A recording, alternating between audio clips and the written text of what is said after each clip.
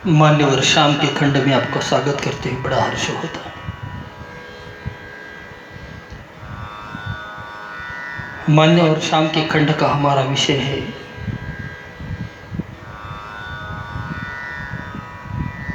अच्छे संग से मनुष्य में जो लक्षण दिखाई देते हैं उसके बारे में हम चिंतन कर रहे हैं। मान्यवर अच्छा संग क्या है, ये सोचने वाली बात है। अब कोई कहे कि संत नहीं मिले तो संत तो अनंत काल से है, आज भी है, कल भी थे।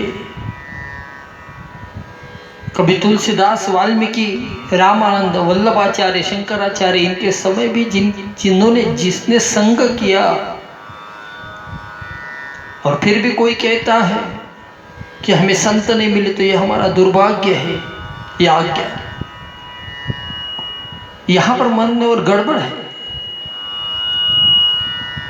संत मिले थे तो क्या आप नहीं बोल सकते? संग मिले हैं, मिले नहीं ये बोलना गलत होगा। संग यानी क्या होता है?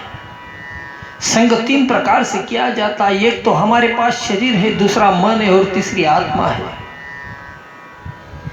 इन तीनों में से शास्त्र कहते हैं कि तीनों जरूरी है। सर्वोत्तम भाव है, जो प्रैक्टिकल है तुम्हारे पास है उसे समर्पित करो। और तीनों में से सबसे पवित्र अंतःकरण है। इसके दो रूप है, एक मन और दूसरा आत्मा। गीता में भगवान ने यही कहा है, कृष्ण ने कहा, अर्जुन तू बुद्धि भी मुझे दे दे और मन भी मुझे दे दे, क्योंकि मन संकल्प विकल्प करता है और डिसीजन यानी निर्णय लेती है बुद्धि।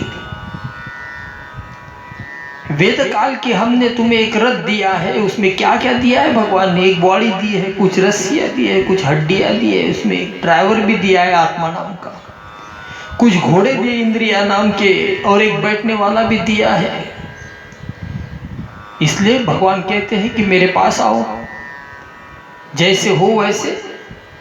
अनंत जन्मों से चल रहे पर भगवान तक नहीं पहुंच पाए तो बस रथ को उल्टा घुमा दो, पहुंच जाओगे। उसके पास हमने पीठ, उसके तरफ हमने पीठ की है, तो हमें भगवत प्राप्ति कैसे प्राप्ति हो? मान्यवर पीछे घूम जाओ, तुमसे मिलने तुम्हारे पीछे ही खड़ा है। वो मनुष्य नहीं घूमना चाहता तो आगे क्या करेगा? आगे भिखारियों की टोली में मांगता फिर रहा, अरे जो बुद्धि को ही मन करता है। लोग मन को कोसते, अरे बुद्धि का उपयोग करो ना। जैसे रखे छोटा सा बच्चा जा रहा रास्ते से, उसने देखी जिलेबी की दुकान, जिलेबी में उसका मन जाता है। मन कहता है कि चल दो चार पैसे तो नहीं है, दो चार उठा के भाग जा। लेकिन तुरंत बुद्धि कहती है नहीं नहीं बेटा, ये पाप है, ये चोरी है, ये मत करना, ये गलत है, डंडे पड़ेंगे, और बच्चा चला जाता है। तो ये की तो शरीर की दो अवस्था है। मन कहता है कि चुरा ले, बुद्धि कहता है कि गलत है। फिर हम संतों की बातों को सुनने के लिए बुद्धि का उपयोग क्यों नहीं करते? मन को चुप करा सकते, कैसे? मन को चुप करना है तो बुद्धि का उपयोग करो। बुद्धि ने हमें संतों के संग के रूप में दिया है, जिसके साथ हम इसका उपयोग कर सकते हैं। इन्हीं शब्दों के साथ मैं पहले खंड को विराम देता हूँ, दूसरे खंड में मिलता हूँ। जय गुरुदेव।